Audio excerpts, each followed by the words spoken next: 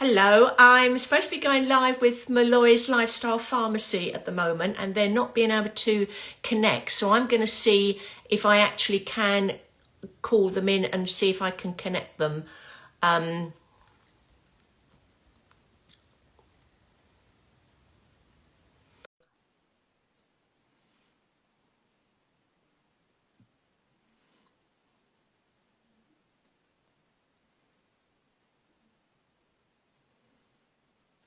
I'm not sure they've got on yet.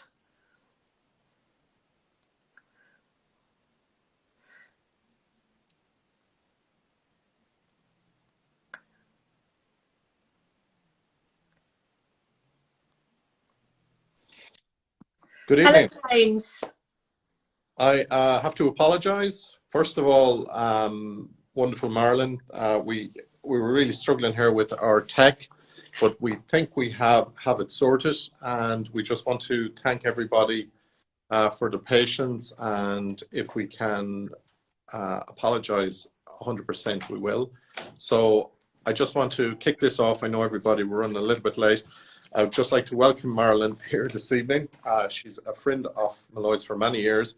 We have worked together, and for a long time, Marilyn has spent the last 35 years being a great promoter of health and a great promoter of women's health, in fact. So from that perspective, Marilyn, I'm going to kick it off quite quickly, and I'm just going to go back over a little question we were talking about earlier on, is perimenopausal. Yes. A lady with perimenopausal symptoms finding that she's quite moody. But what I'm curious about, Marilyn, if you can just talk about perimenopausal, what is it? How does it start? How can women identify with these particular issues? Yes, it's quite more of a new terminology, James. And when we talk about going through the menopause, we're actually talking about the perimenopause. The menopause is actually the last period that a woman's going to experience. So peri really means around. So it's all the symptoms leading up to that last period. And for some women, it actually starts in their early 40s, and it can be more the mood swings, irritability, tension, changes with the cycle, that maybe not even hot flushes and night sweats. So they don't always connect it with being that part of that transition through the menopause. But it is thinking about putting in more of what we call the phytoestrogens, these foods that have a balancing effect on our hormones, even though the word implies that they're going to have an estrogenic effect. And some women, say with fibroids, endometriosis, history of breast cancer, might be worried about them. They actually don't work like that. And they really are very balancing for the hormones. So they're brilliant going through the perimenopause. So it's things like all the legumes,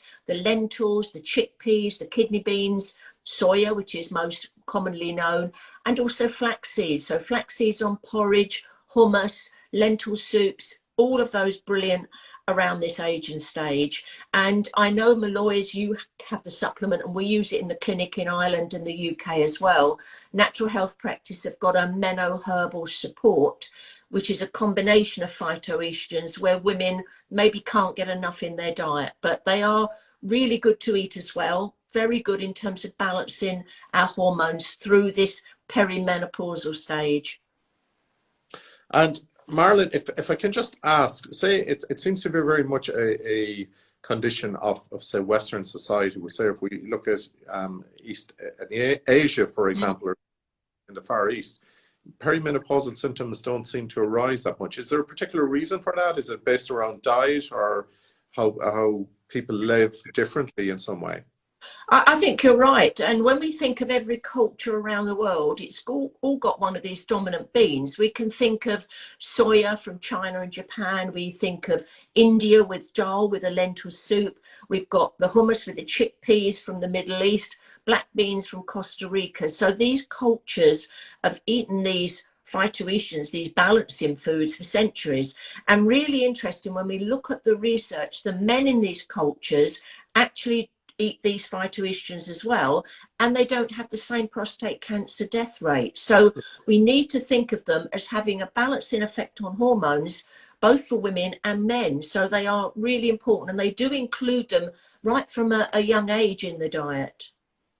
And Marilyn, can say, for example, taking using a diet or improving your diet, say around legumes and phytoestrogen, more specific type foods, does that delay then the symptoms of pure menopause? Well, it won't delay the timing that it's going to happen, but actually which we're aiming for, and some women do, all that happens is they get to the last period and it stops and they just sail through the menopause. There aren't any symptoms at all. Other women I've seen in the clinic get up and they're completely drenched with sweat in the middle of the night, having to change their clothes. So the earlier we can work on balancing the hormones, putting in really good foods, almost like the Mediterranean diet with the oily fish, the whole grains, the legumes, the nuts and seeds, this hormone change can be taking place, but we don't necessarily have to feel the symptoms. So it is a transition, and the more smoothly this transition takes place with the hormones reducing, the more comfortable it is and not necessarily going to cause a lot of extreme symptoms. I understand. Thank you for that, Marilyn. I appreciate that. I just have a question here. I have a terrible sweet tooth before my period. How can I stop this? Yes, very I'll have a common, sweet that tooth. one. And I've seen women in the clinic who, when in that week before the period, end up eating a whole box of chocolates every afternoon and then don't do that the rest of the month. So Marilyn, we're thinking again, of course, balancing hormones. box of chocolates, and I obviously being a male, I don't have periods. But anyway, Yours is just continuous, isn't it? There is a mineral, chromium, and it's had a lot of good research on helping with sugar cravings, binges. So people can use it, men and women, all the time. But to have a good multivitamin and mineral with chromium in there, but taking it the whole month would be really useful as well. And just make sure, particularly if it's happening just before the cycle, again, balancing the hormones is going to be beneficial, putting the phytoestrogens in there, and just making sure you're eating regularly. Don't go too long without food, because you'll go into this low blood sugar, hypoglycemia, and then that's really going to make you want to crave a quick fix, which would be the chocolate bar, cup of tea and a biscuit. So it's keeping everything in balance, because we're more vulnerable in that week or 7 to 10 days before the period comes. And can I ask, Marilyn, on the basis of that, how does chromium actually work? Well, it seems to have a balancing effect in enabling us to be more insulin sensitive, of moving that glucose out of the blood into the cells, which is what we're all after. We don't want to become insulin resistant. That's connected to polycystic ovary syndrome. It's connected, as you know, to pre-diabetes, type 2 diabetes. So all the time we're trying to keep our blood sugar under control. So we don't want a lot of added sugar, refined carbohydrates like the white flour, the white rice, because there's no fiber to slow it down. It hit our bloodstream quickly. So chromium is enabling us to stay insulin sensitive, which is what we're after. And then the body uses that food for energy and then moves it out of the blood, which is what we want, into the cells for our body to use it. Just like we're putting petrol in the car, it should be the fuel to give us that energy. And just on that, Marilyn, I'm just curious from the point of view of chromium and weight loss. Is there a link there? I've seen papers on chromium and its use in weight loss. Do you want to comment on that? Yes, because when we think of how we're gaining weight, every time we eat, our body's got two choices. It's going to burn that food as energy, which is what we want, or it's going to store it as fat, and we end up gaining weight. And insulin is our fat storing hormone. It's that hormone that's giving the message to the body to actually store that as fat and not burn it as energy. So if chromium is helping to balance the blood sugar, keeping us insulin sensitive, then our pancreas doesn't have to produce as much insulin in order to function efficiently. So that is really useful. It helps us use that food as fuel, which is what we want it to do, rather than end up that food being stored as fat and us gaining weight from that food. Okay, so on that, Marilyn, if say a person is on a diet, yeah, and they're using chromium, ultimately their weight loss, their sensitivity to glucose in the system will be a lot more, or sensitivity to insulin will be a lot more relevant to that if they're taking chromium. Would that be correct? Yes, it would. And also good research on the omega-3 fatty acids. So either as a fish oil supplement or an algae EPA that you would have in the pharmacy if somebody is vegan and doesn't want to do it with a fish oil. It's the omega-3s also that we know work as anti-inflammatory, but they lubricate our body basically from the inside out. That's why they're good for hair and skin. But they're also keeping cells fluid and flexible. So they're helping to keep those insulin receptors sensitive to insulin. So we have a lot of tools from the nutritional side in order to help us with weight and in order to work on prevention for things like pre-diabetes, type 2 diabetes. And that's what we're after. We're after keeping ourselves healthy, but in our mind is also prevention, especially if we've got a strong family history of something like type 2 diabetes. And Marilyn, just out of curiosity, recently a very significant paper came out in relation to the use of omega-3 carotenoids and vitamin E in dementia and Alzheimer's, that it actually showed clinically that it was improving short-term memory. I mean, I think modern diets, actually, we lack a lot of omega-3, one of these essential fatty acids. Would that be something you'd like to comment on? Oh, yes, I definitely agree. And it's so important. And I think the confusion has been that, especially when we're talking about weight loss, it's everybody thinks about fat, that fat is fattening. You know, we're going to go on a low fat or a no fat diet. But then, particularly women, are leaving out all of the fats, including these essential fatty acids. And when they're talked about essential, it means we can't manufacture them in our body. They have to come in from the outside in, either in our food or in supplement form. And if we're avoiding them from the diet, we're not getting them in at all. And the evidence in terms of their benefits to our health, and like you said, that research on dementia, vascular dementia because they help with blood flow, Alzheimer's because they help that prevention of plaque.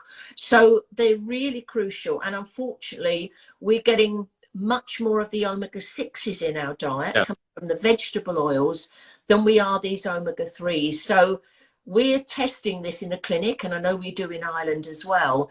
And people are getting up to 25 times too much omega-6 from the diet. So we have to push it up with the food.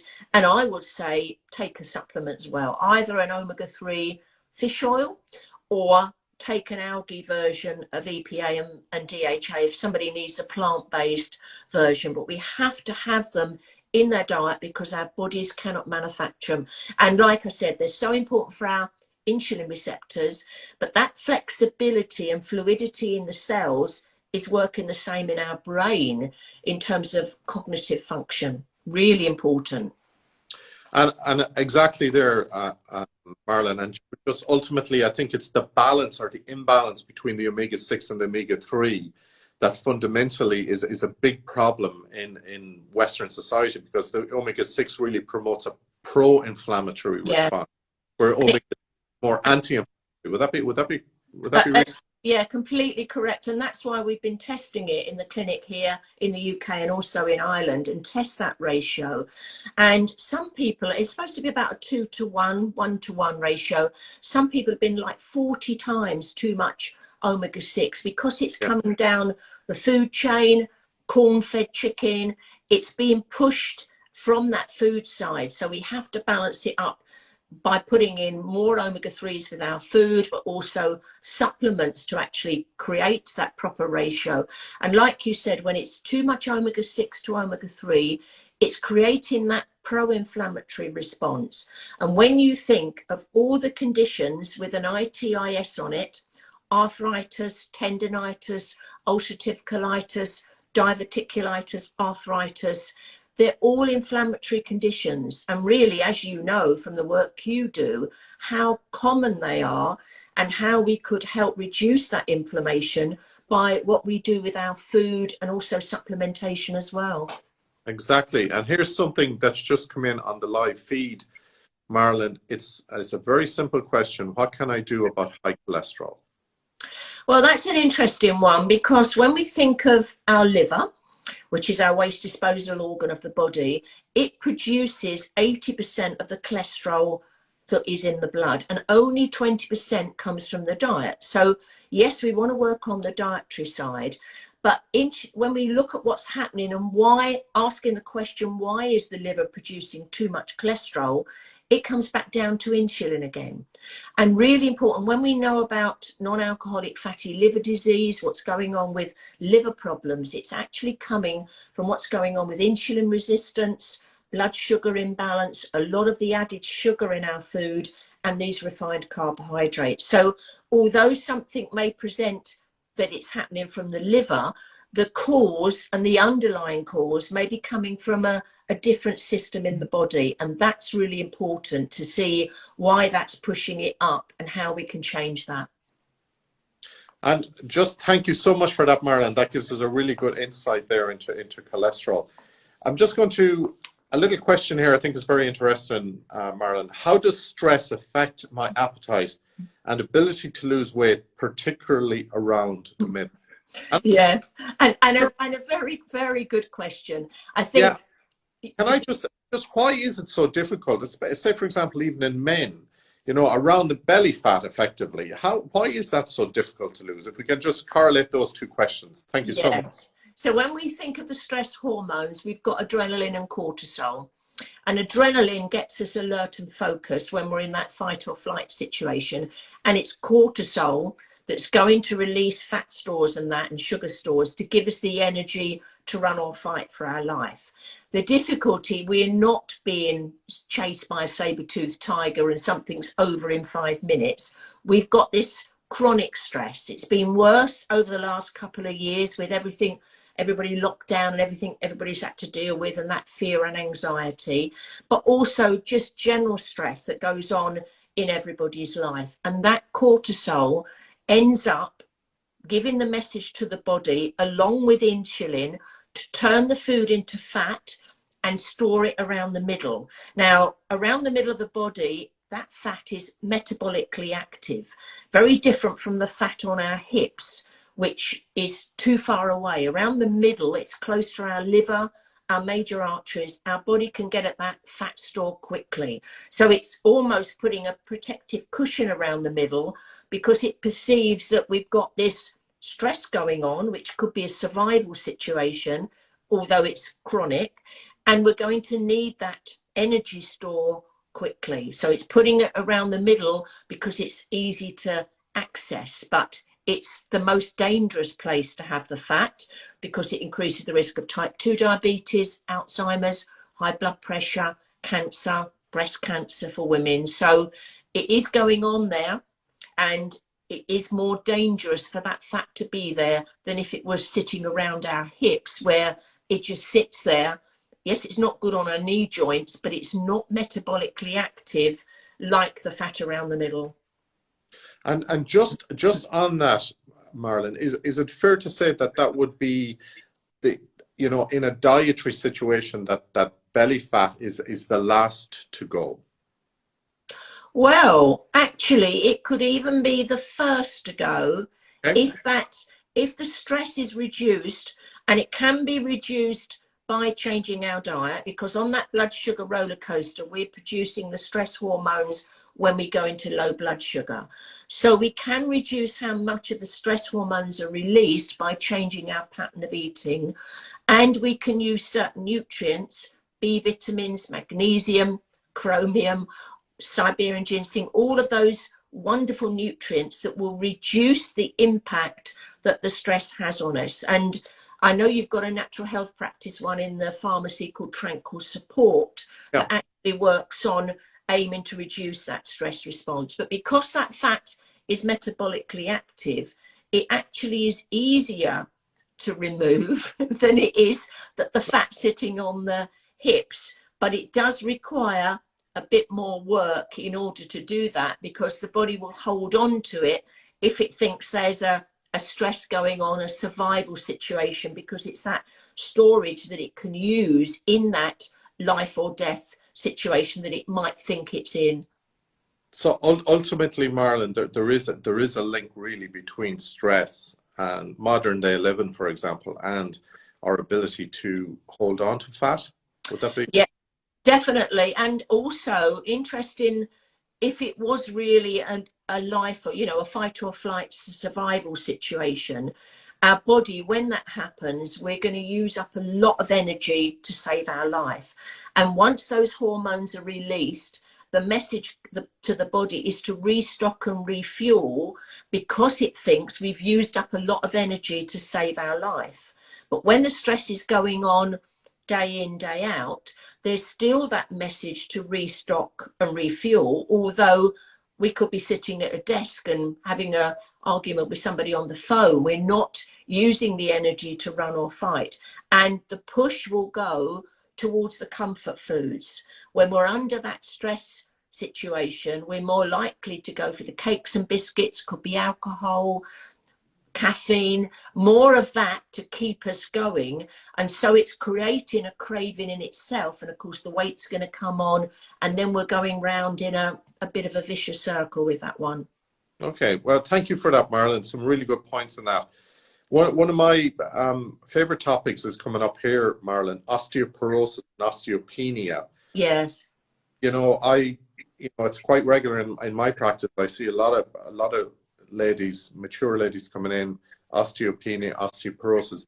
Is there a way, Marilyn, say naturally? I know there's fantastic prescription-only medicines out there, and it has come a long way in the last 20, 25 years. But how do we make women aware of the importance of protecting their bone health?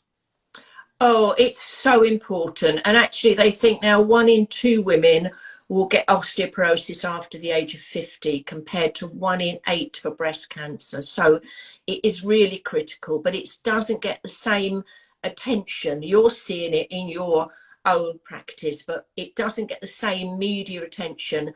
And in the UK, we don't even have a national screening programme for osteoporosis, although we've got one for breast cancer. So it's not having that same highlighted situation where women think, I need to go and find out. And the difficulty with osteoporosis, as you may see as well, that oftentimes the fracture ends up as the diagnosis, because they've tripped, or I've seen some women in the clinic that just sneezed while watching the television and broken a rib. So that's when they end up in A&E. They get a scan and find out they've got osteoporosis. But like you said, we really want to think about working on prevention. And then it is thinking about making sure our food is good, and crucial nutrients, of course, calcium. But magnesium is the second most abundant mineral to calcium. And we need all of those. Boron, like, vitamin K2 as well.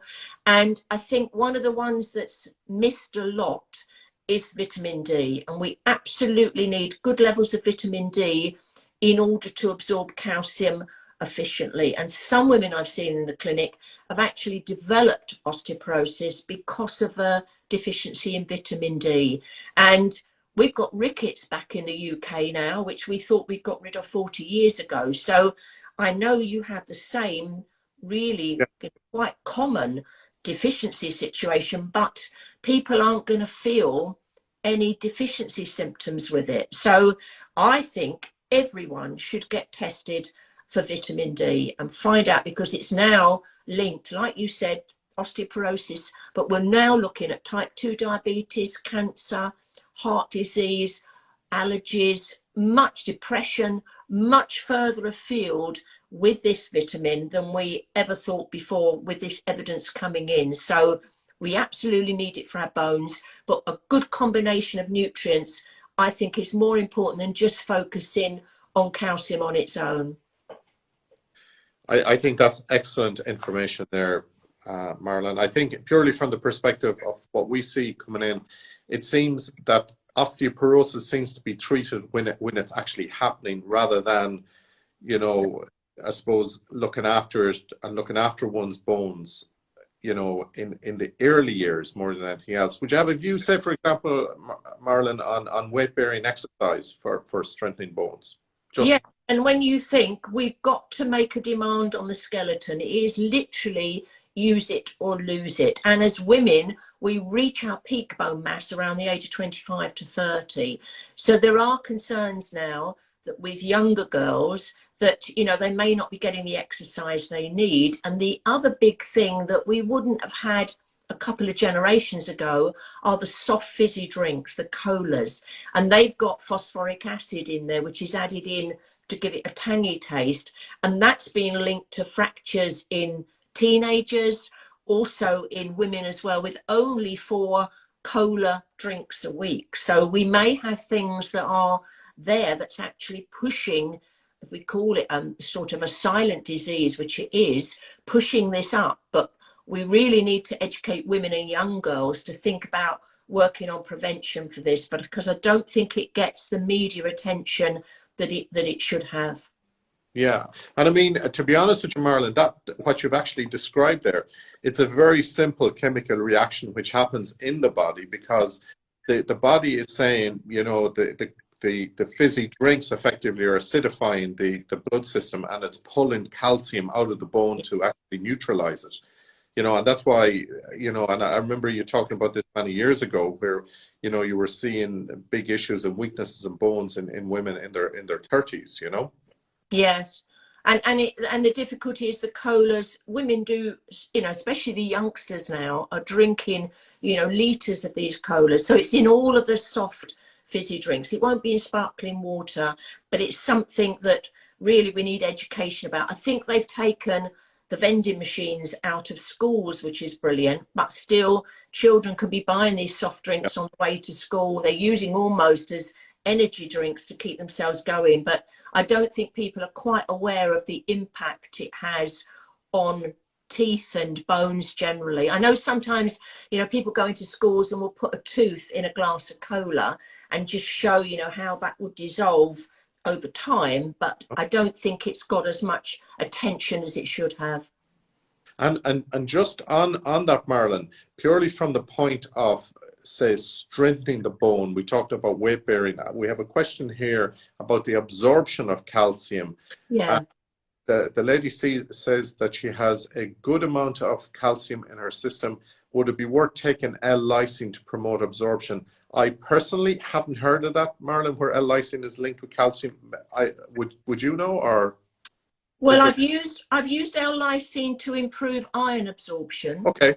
And that has worked very well. I haven't used it with calcium, but I have to say that the form of the calcium does work. If you have calcium citrate, then somebody who doesn't have good stomach acid, maybe they're on an antacid or a PPI, so their stomach acid is being reduced because they do get heartburn or reflux. If they take the calcium as calcium citrate, they're going to absorb it anyway. It doesn't need stomach acid to be absorbed. So we can change the form of the calcium to improve the absorption. I know you've got the NHP one in the pharmacy, the osteo support, and that's in the form of calcium citrate, magnesium citrate, and there's also digestive enzymes in there. So they can be useful to add into somebody's diet generally, especially as our digestive function tends to reduce as we get older.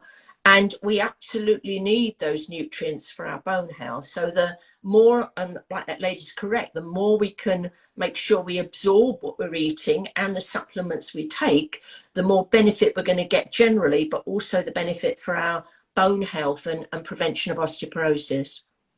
And thank you. That's really, really interesting, Marilyn. I have a very interesting question here. What's the role of apple cider vinegar in losing weight? Yes, that's an interesting one because I've written a book, I wrote it in lockdown on type 2 diabetes, and there's quite a lot of good evidence in the literature on apple cider vinegar in helping to actually lower glucose and lower glycosylated hemoglobin, the HbA1c, which is used now as a marker for pre-diabetes and diabetes. So it's supposed to help, from what the research has shown, the conversion of the carbohydrates that we're eating into energy instead of storing it as fat. And that's where the benefit is, because if they're turned into energy, we're not going to need so much insulin to deal with them. So that's where they're suggesting if it's drunk before a meal, particularly for somebody with pre-diabetes, type 2 diabetes or those wanting to lose weight, I would say dilute it, put it in some Yeah. water. Otherwise, it could be a bit irritating. But there's been some good clinical trials. There was only one just last year, the year before, looking at this, a meta-analysis, so a combination of a number of studies together. So it's got a good track record. I would just say make sure you dilute it, otherwise it could be a bit irritating. Okay, that is excellent. I just come back, Marilyn. I'm jumping around the place a little bit here. Interesting question there come in relation to cholesterol. Is there a particular supplement that one could use, you know, along with exercise and diet, Marilyn? Well, I would say work on liver function. So any of the nutrients that we could use that improve the liver function, particularly the B vitamins, some really good herbs like dandelion, artichoke, all of that can be helpful around liver function. And interestingly, we actually produce vitamin D from cholesterol.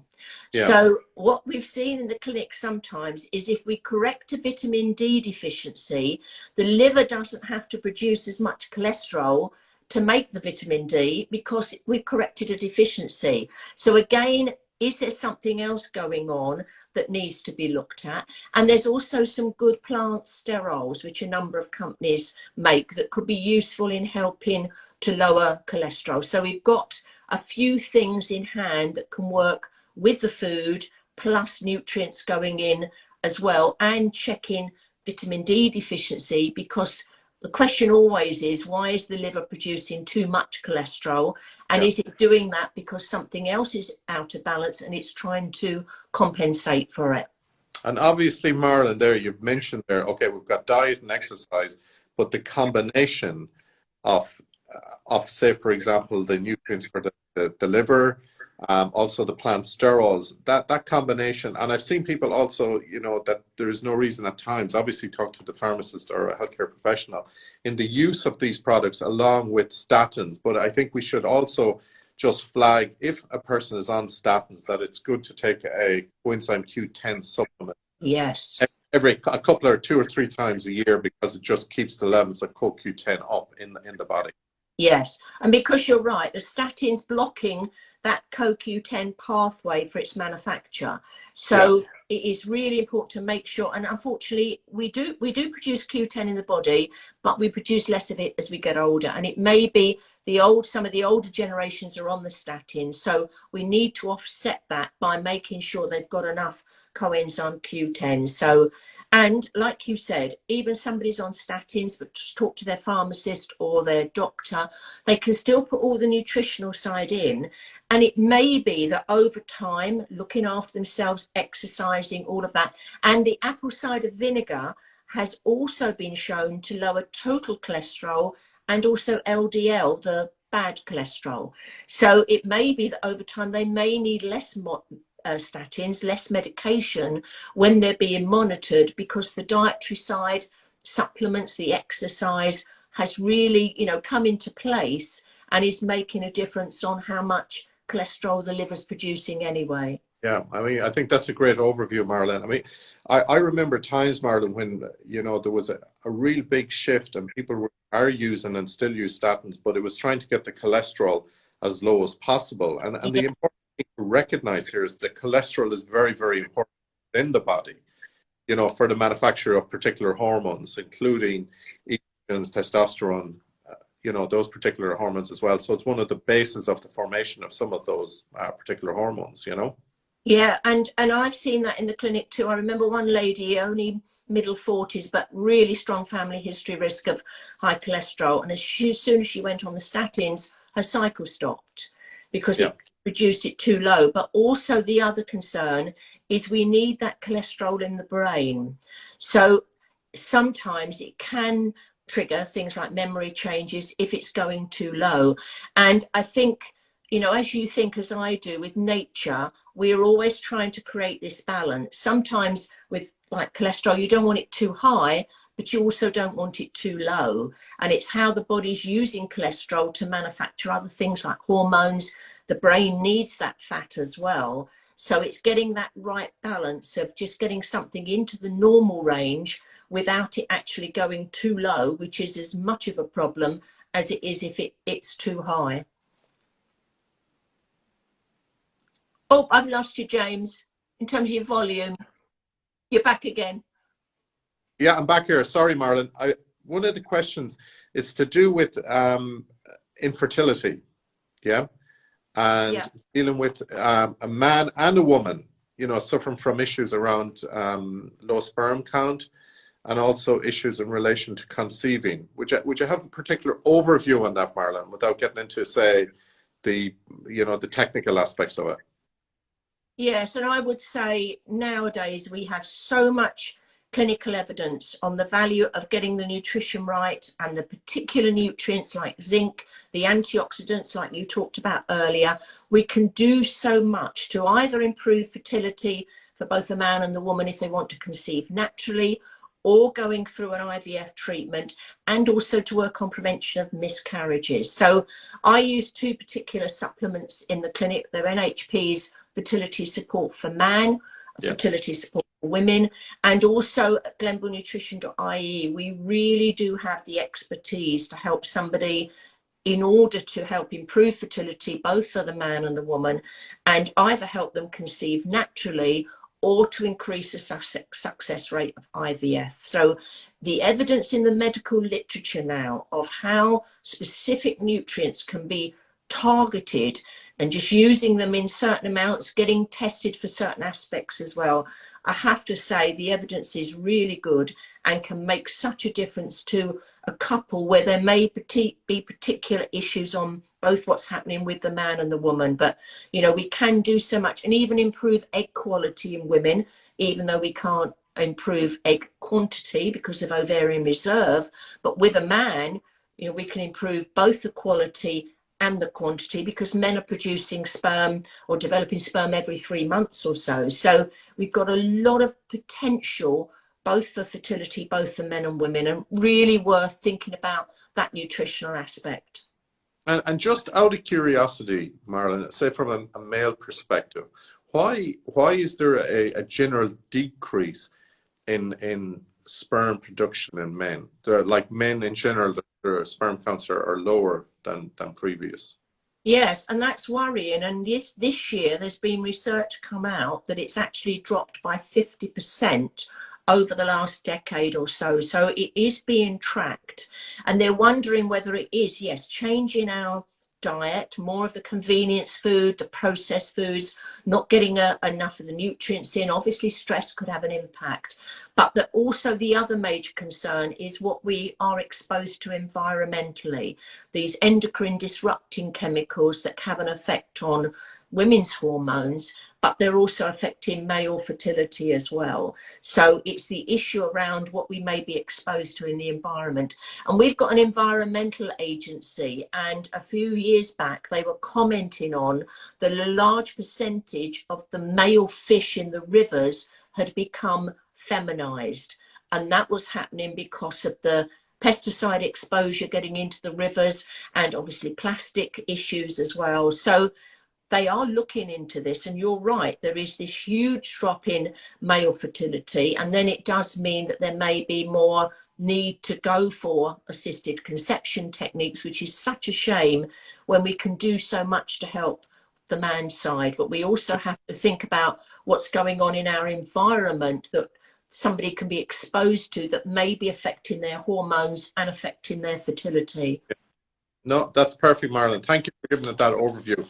I don't want to keep you. You've done such a fantastic job, Marilyn. But one of the questions I just want to, given everything that we've suffered post-COVID and things like that, if we just have a little chat maybe on the immune support. Yes. How do we improve the immune system? Yes, and that's what we need to think about, especially with the next few months that we're coming up, because we've got a flu, cold season. We just don't know what's around the corner. It does mean keeping ourselves well, eating really well, and I would say top up with nutrients. Think of the vitamin C, think of the zinc. We've got really good mushrooms that help with those beta glucans in there.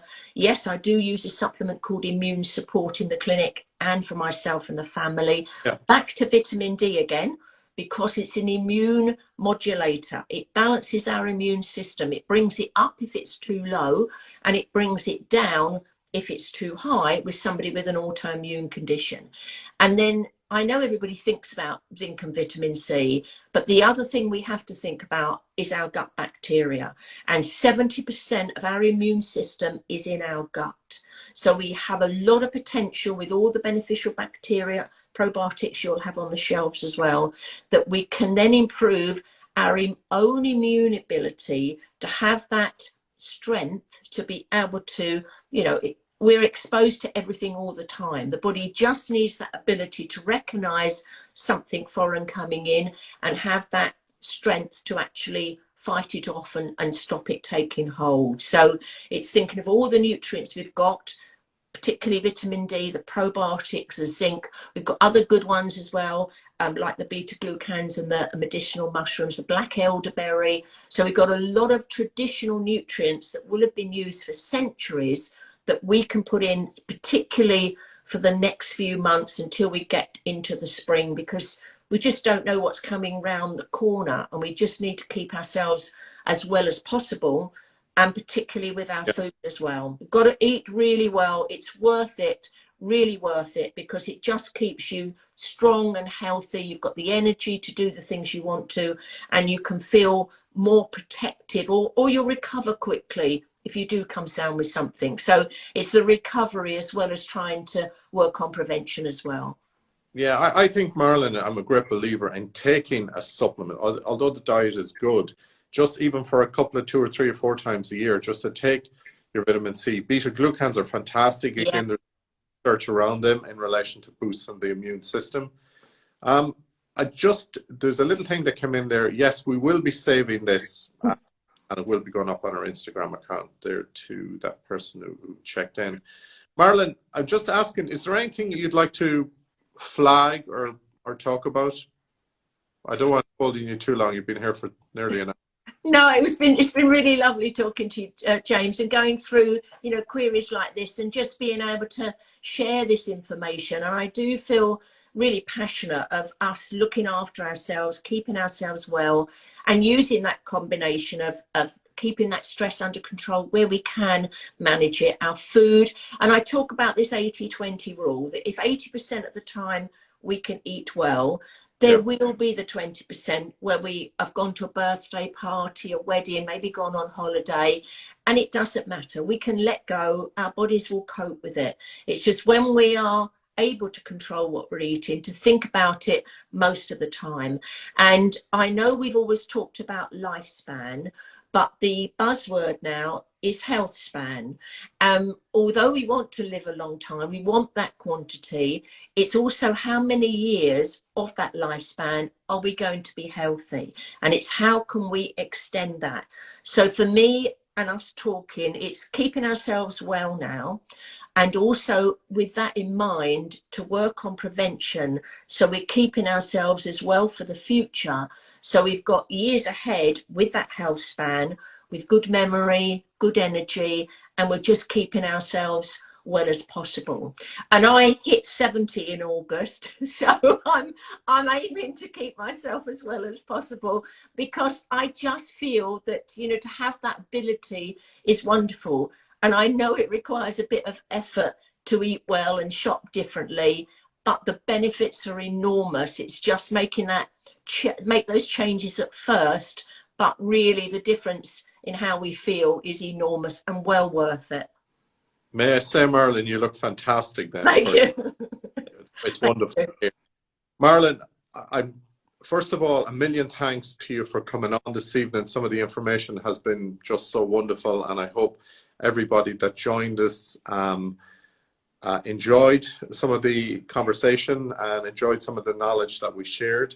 We'll be saving this and putting it up on our Instagram. If anybody has any questions, they can get in touch with our pharmacy, info@molloyspharmacy.com. If they have any questions for Marilyn, we can most certainly forward them on. On that note, Marilyn, I'd love to thank you for You're coming. welcome. And apologies to everybody about the little technical glitch at the start. Hopefully we'll get better at this, and we look forward to doing some more with you during the next year, Marilyn. And thanks for coming on at the beginning. Yeah, and thank you very much for the invitation, James. It's been lovely to speak to you again. Lovely, and thank you everybody for coming in this evening, and have a peaceful and safe evening. Thank you. Okay, God bless. Bye. Bye-bye.